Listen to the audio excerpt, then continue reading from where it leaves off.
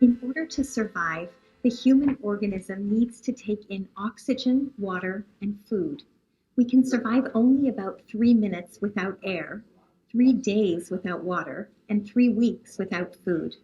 Because food is so important to our survival, it's been studied extensively.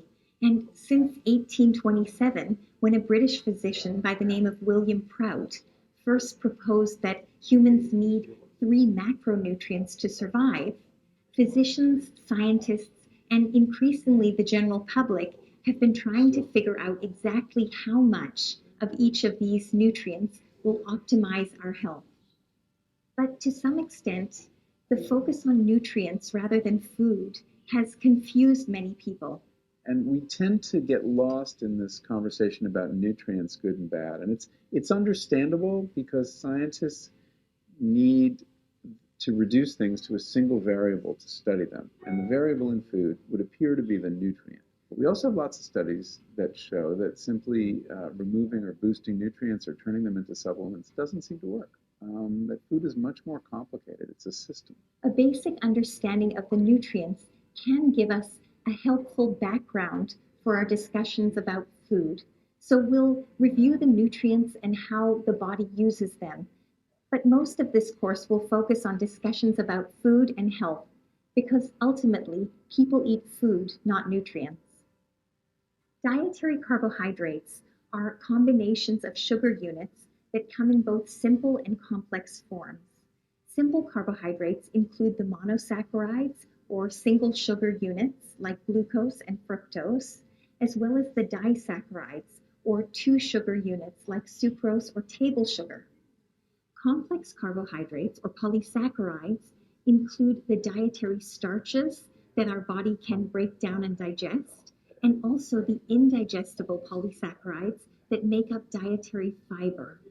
During the process of digestion, carbohydrates are broken down and converted to glucose, which can then be metabolized by the body to produce usable energy in the form of ATP. If energy demands are low, glucose can be stored, and most of the time it's stored as adipose tissue. Dietary proteins are also broken down into their component parts, amino acids, during the process of digestion. And these amino acids can be used to build and repair lean tissues in the body and perform many other important functions. But amino acids can also be broken down and used for energy. And if they're consumed in excess, they can contribute to fat stores in the body as well. Dietary fats can also be broken down into smaller components and used for energy, or they can be stored as adipose tissue depending on our energy needs. Fats are the most energy-dense storage form, providing 9 calories of energy for every gram, and alcohol provides 7 calories per gram.